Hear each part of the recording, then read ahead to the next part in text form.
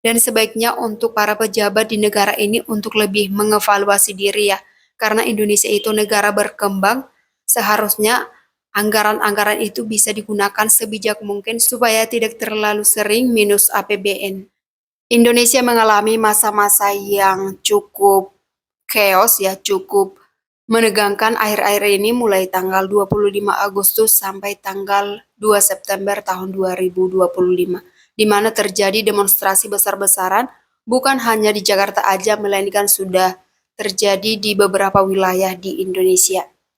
Nah, pemicunya adalah besarnya tunjangan, besarnya fasilitas-fasilitas yang diterima oleh para pejabat, khususnya anggota DPR yang memicu kemarahan dari publik atau masyarakat Indonesia. Makanya tercetuslah demo pada tanggal 25 Agustus kemarin. Pada tanggal 25 Agustus itu demo masih sangat damai, didominasi oleh mahasiswa. Mereka menggunakan alma mater lengkap, jadi terlihat bahwasanya mereka berasal dari universitas. Dan pada saat itu DPR tidak memberikan tanggapan apapun terhadap para pendemo.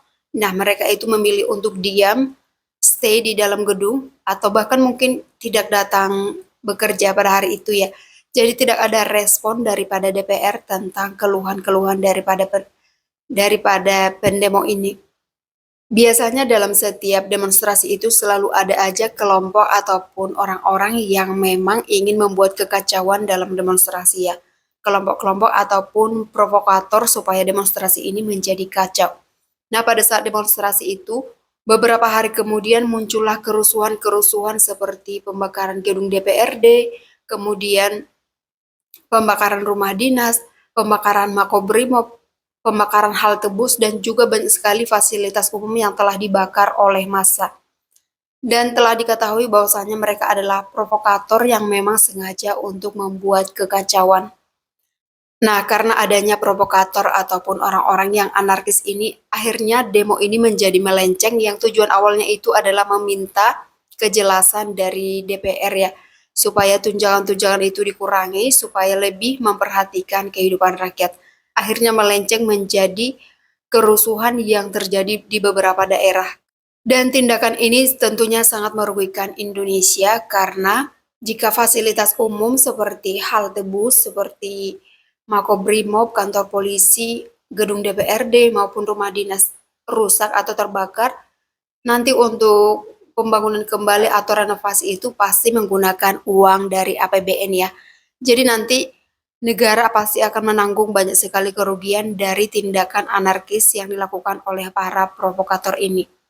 Jadi dalam demonstrasi ini ada dua kelompok. Yang pertama itu kelompok yang memang benar-benar untuk melakukan demonstrasi secara damai, ingin menyatakan keluhan maupun kritik terhadap DPR. Dan kelompok yang kedua adalah orang-orang yang memang ingin demonstrasi ini supaya kacau, supaya ribut, supaya heboh. Jadi mereka melakukan aksi-aksi yang tidak terpuji. Makanya terjadi bentrok antara aparat dan juga para demonstran. Nah, di berita yang beredar seperti di YouTube bisa kita saksikan ya, beberapa tindakan dari aparat yang memang kurang bisa ditolerir, seperti penabrakan salah seorang ojol yang ditabrak oleh mobil rantis Brimob sampai meninggal, itu tidak bisa ditolerir ya. Tetapi bukan hanya orang sipil aja yang menjadi korban, aparat keamanan juga banyak yang menjadi korban dari demonstrasi ini. Jadi sebenarnya yang paling dirugikan dari demonstrasi ini adalah rakyat dan juga aparat. Sedangkan orang yang ingin diprotes, orang yang ingin didemo ini yaitu anggota DPR, justru sampai saat ini belum memberikan tanggapan yang jelas tentang tuntutan dari para demonstran ini. Dan terkait dengan para provokator yang menyebabkan demonstrasi ini menjadi rusuh, akhirnya polisi sudah mulai melakukan penyelidikan dan berhasil menangkap beberapa orang yang memang terlibat sebagai provokator ya, yang membuat demonstrasi ini menjadi kacau. Akhirnya sebagian sudah tertangkap dan bisa kita saksikan juga ya di beberapa video yang udah diupload di YouTube. Nah, selain dari kerusuhan yang terjadi seperti pembakaran fasilitas umum dan lain-lain, ada juga terjadi penjarahan yang dilakukan di rumah anggota DPR seperti rumah Ahmad Sahroni, Eko Patria, Uya Kuya, Nafa Urbah, dan juga salah seorang menteri yaitu Menteri Sri Mulyani, di mana rumah mereka itu dijarah ya, Semua barang-barang yang ada di dalam itu digeledah mulai dari tanggal 30 Agustus sampai tanggal 31 Agustus dini hari. Jadi hampir serentak mulai dari tanggal 30 sampai tanggal 1 dini hari itu ya. Dan sebenarnya penjarahan ini tidak bisa kita benarkan ya, karena ini juga merupakan salah satu tindakan kriminal. Namun karena banyaknya provokator ataupun orang-orang yang ingin demonstrasi ini menjadi kacau, akhirnya tidak terbendung lagi tindakan tersebut. Nah, terjadilah chaos ya, peristiwa yang sangat semakin ruwet ya, bukan hanya lagi demonstrasi melainkan juga penjarahan.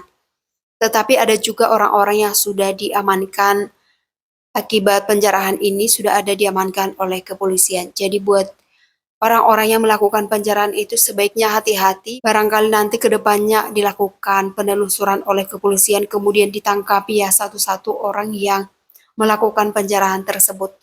Karena di video itu jelas-jelas muka-muka yang mengambil barang, walaupun sebagian itu menggunakan masker, tapi sebagian lagi itu terekam jelas wajahnya. Jadi sebaiknya hati-hati aja ya, karena kita tidak tahu bagaimana nanti tindakan yang mereka lakukan kepada rakyat kecil seperti kita. Nah, sekarang kita bahas apa sih pemicu dari terjadinya demonstrasi mulai tanggal 25 Agustus ini. Yang pertama itu, situasi ekonomi masyarakat yang makin lemah. Kita tahu ya, pasca COVID itu ekonomi masyarakat Indonesia itu udah sangat lemah banget, bahkan daya beli masyarakat itu sudah sangat rendah. Pasca COVID juga terjadi banyak pengangguran di mana banyak sekali usaha yang bangkrut dan juga itu PHK di mana-mana ya. Jadi pengangguran makin bertambah, kesusahan makin bertambah. Nah, itu dia salah satu pemicu dari demonstrasi ini. Alasan yang kedua itu kenaikan pajak, diantaranya kenaikan pajak bumi dan bangunan, dan juga dulu sempat ada pengumuman dari Menteri Ibu Sri Mulyani bahwasanya usaha UMKM juga nanti akan diberi pajak. Nah, hal ini sangat memicu kemarahan dari masyarakat karena dalam situasi ekonomi yang lemah ini justru pajak itu dinaikkan, jadi tidak pas momennya. Dan alasan yang ketiga itu yaitu penegakan hukum yang tidak netral. Nah, contohnya untuk seorang pembunuh itu biasanya hukumannya sangat ringan banget, ditambah lagi banyaknya remisi-remisi, jadi seorang pembunuh itu bisa keluar dari penjara setelah menjalani hukuman kurang lebih dari 7 atau 8 tahun ya. Satu lagi yaitu tentang koruptor, biasanya hukumannya itu sangat ringan. Contohnya aja Setia Novanto itu sudah bebas bulan Agustus ini, sudah menghirup udara bebas setelah menjalani setengah dari masa tahanannya. Dan selain itu ada juga beberapa koruptor yang menjadi DPO daftar pencarian orang namun sampai saat ini tidak dicari keberadaannya seolah-olah dibiarkan.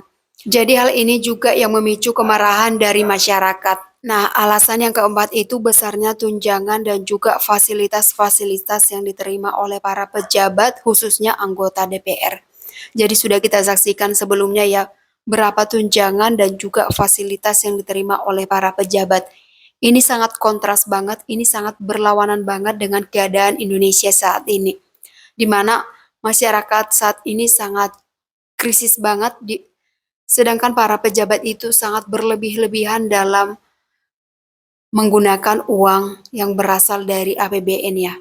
Nah, alasan yang kelima itu penanganan kasus judol. Jadi di Indonesia itu belum rampung banget tentang penghapusan situs judi online ini. Salah satu hal yang membuat Indonesia itu makin bangkrut karena banyak sekali masyarakat yang terjerat dalam judi online. Dan hal ini juga yang memicu banyaknya tindakan kriminalitas, tindakan pembunuhan yang dipicu oleh judi online ini. Namun sampai saat ini pemerintah belum berhasil menghapus seluruh judi online ini. Entah apa alasannya, apakah ini menguntungkan beberapa pihak atau namun sampai saat ini judul ini tidak dihapus. Jadi sampai sekarang masih ada ya. Nah, ini juga yang menjadi salah satu keresahan dari masyarakat. Sedangkan alasan yang kelima itu tidak disahkannya undang-undang perampasan aset koruptor. Nah, sampai saat ini ya undang-undang itu belum disahkan meskipun usulan atau rancangan itu sudah digagas mulai tahun 2003 pada saat pemerintahan Presiden SBY sudah digagas, namun sampai tahun 2025 belum disahkan oleh DPR. Entah apa alasannya mengapa DPR tidak mau mensahkan undang-undang perampasan aset ini. Dan perlu kita flashback ya, salah seorang mantan ketua DPR yaitu Setia Novanto pernah melakukan korupsi kasus EKTV yang merugikan negara kurang lebih 2,3 triliun. Bayangkan ya, seorang mantan ketua DPR itu melakukan tindakan korupsi merugikan negara triliunan rupiah. Dan yang kita tahu para anggota DPR ini juga bukan hanya anggota biasa, mereka juga itu menjabat sebagai orang-orang penting di berbagai perusahaan ataupun yang lainnya. Dan kita tidak tahu alasan apa yang membuat para DPR tidak mau mensahkan undang-undang perampasan aset ini. Apakah mereka itu terlibat dalam korupsi sehingga takut suatu saat nanti ketika undang-undang ini disahkan maka aset mereka akan ditarik ya. Mungkin itu salah satu alasannya. Nah, itu dia beberapa alasan yang menjadi pemicu dari terjadinya demonstrasi ini. Jadi demonstrasi ini bukan dipicu oleh adanya kegiatan joget-joget di gedung DPR, melainkan demonstrasi ini dipicu oleh akumulasi dari ketidakpuasan masyarakat, kumpulan-kumpulan keluhan masyarakat, kumpulan-kumpulan permasalahan yang terjadi di dalam masyarakat di dalam negara ini yang akhirnya tercetus pada tanggal 25 Agustus tahun 2025. Namun momennya itu terjadi pada saat di mana DPR mendapatkan pengumuman tunjangan gaji yang fantastis banget, pengumuman tunjangan rumah yang gede banget, dan di sana itu mereka sedang senang-senang, happy-happy. Jadi meletuslah demonstrasi ini. Namun pencetusnya itu bukan hanya karena mereka joget-joget aja, melainkan sudah banyak sekali hal-hal yang memang harusnya diutarakan kepada pemerintah. Jadi ini memang sudah bertumpuk sekian lama, akhirnya tercetus pada tanggal 25 Agustus kemarin. Nah, hal ini juga bisa kita tonton di channel YouTube-nya Mahfud MD. Di sana juga diutarakan sebenarnya bukan hanya karena kenaikan tunjangan DPR aja, melainkan sudah banyak sekali hal-hal yang dirasakan oleh masyarakat yang harusnya dituntaskan oleh pemerintah. Jadi bukan hanya tentang kenaikan tunjangan DPR itu aja ya. Oke, sekarang kita bahas apa sih yang sebenarnya diinginkan oleh para demonstran, oleh para masyarakat Indonesia. Yang pertama itu disahkannya Undang-Undang Perampasan Aset. Nah, dengan cara mensahkan Undang-Undang Perampasan Aset ini, kemungkinan besar ya defisit APBN atau kekurangan APBN itu bisa tertutupi jika aset-aset yang seharusnya dikembalikan kepada negara itu dilaksanakan. Karena kita tahu ya, APBN Indonesia itu selalu boncos, selalu kurang. Nah, salah satu caranya adalah menarik aset-aset daripada koruptor ataupun aset-aset yang memang harus dikembalikan kepada negara. Nah, yang kedua itu mengurangi tunjangan-tunjangan kepada anggota DPR. Kita tahu ya banyak sekali tunjangan kepada anggota DPR. Tunjangan-tunjangan yang seharusnya tidak perlu banget, tapi dibuat-buat supaya besar banget gaji yang mereka terima, supaya besar banget uang yang mereka terima. Jadi banyak sekali tunjangan-tunjangan yang tidak perlu. Nah, sebaiknya itu dikurangi atau dihapus aja. Yang ketiga itu penghapusan masa pensiun untuk DPR ya. Bayangkan aja jika mereka hanya bertugas atau menjabat selama 5 tahun, namun setelah itu akan menerima dana pensiun. Ini sungguh tidak masuk akal ya, karena selama masa mereka bekerja, gajinya itu udah sangat fantastis. Jadi tidak layak lagi jika mereka harus menerima uang pensiunan lagi. Tuntutan demonstran yang ketiga itu tidak menaikkan pajak karena situasi ekonomi masyarakat saat ini sangat lemah. Bayangkan aja ya, banyak sekali sekarang masyarakat yang menjadi korban PHK dan juga yang ekonominya itu sangat minus, jadi tidak memungkinkan untuk membayar pajak lebih dari yang seharusnya. Yang keempat itu, tuntutan masyarakat adalah pemerintah harus menegakkan hukum secara adil dan merata. Jadi tidak pandang bulu, tidak memandang jabatan siapa yang sedang bermasalah dengan hukum. Nah, hal ini sampai sekarang belum pernah terwujud, masih sangat melenceng hukum di Indonesia. Jadi sebaiknya pemerintah membenahi peraturan hukum di Indonesia ini, menegakkan hukum secara adil. Nah, poin yang selanjutnya adalah mengadili para koruptor dengan hukuman yang seadil-adilnya. Kita tahu kalau di Indonesia itu sarangnya koruptor, namun banyak sekali orang-orang yang korup itu tidak mendapatkan hukuman yang pantas, justru hukuman mereka itu sangat ringan sekali. Nah, hal itu tidak adil bagi masyarakat karena kerugian yang mereka buat itu sangat besar efeknya. Nah, yang selanjutnya itu menghapus judi online karena judi online di Indonesia itu sangat meresahkan banget ya, sangat merugikan warga Indonesia. Sudah banyak sekali orang-orang yang kecanduan, bukan hanya anak-anak aja, bukan hanya remaja aja, orang tua juga, orang-orang yang berkeluarga, bahkan banyak rumah tangga yang rusak akibat dari judi online ini. Jadi sebaiknya judi online ini dihapus oleh pemerintah supaya tingkat kriminalitas itu bisa berkurang. Nah, itu dia beberapa poin yang menjadi keinginan para demonstran. Sebenarnya demonstrasi ini tujuannya adalah untuk mengkritik pemerintah, untuk mengusulkan hal-hal yang seharusnya dibenahi, bukan melakukan tindakan penjarahan ataupun tindakan anarkis. Namun ada beberapa orang yang memang ingin membuat kekacauan supaya demonstrasi ini menjadi hal yang sangat mengerikan. Nah, ini justru orang-orang yang akan ditindak oleh polisi. Namun kenyataannya di lapangan karena jumlah orang-orang yang anarkis ini sudah banyak, akhirnya terjadi bentrokan antara aparat dan juga para demonstran. Dan tanggapan dari Presiden Prabowo setelah demonstran ini sudah muncul ya tanggapan dari Presiden Prabowo bahwasanya Presiden Prabowo memberikan perintah supaya DPR segera mengesahkan undang-undang perampasan aset para koruptor. Nah, itu dia usul dari Presiden Prabowo supaya disahkannya undang-undang tersebut. Entahkah disahkan oleh DPR atau tidak, kita lihat aja nanti. Namun di sini juga Presiden Prabowo memberikan respon bahwasanya banyak sekali provokator yang ingin Indonesia ini kacau. Tetapi poinnya sebenarnya adalah banyak sekali ketidakadilan yang dialami oleh masyarakat yang seharusnya dibenahi oleh pemerintah.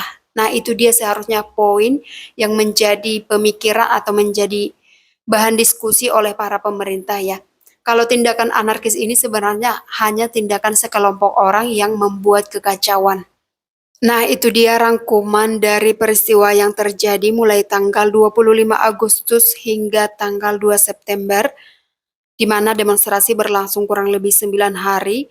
Banyak sekali kekacauan yang timbul karena adanya tindakan anarkis, tindakan dari para provokator yang menyebabkan demonstrasi ini menjadi kacau.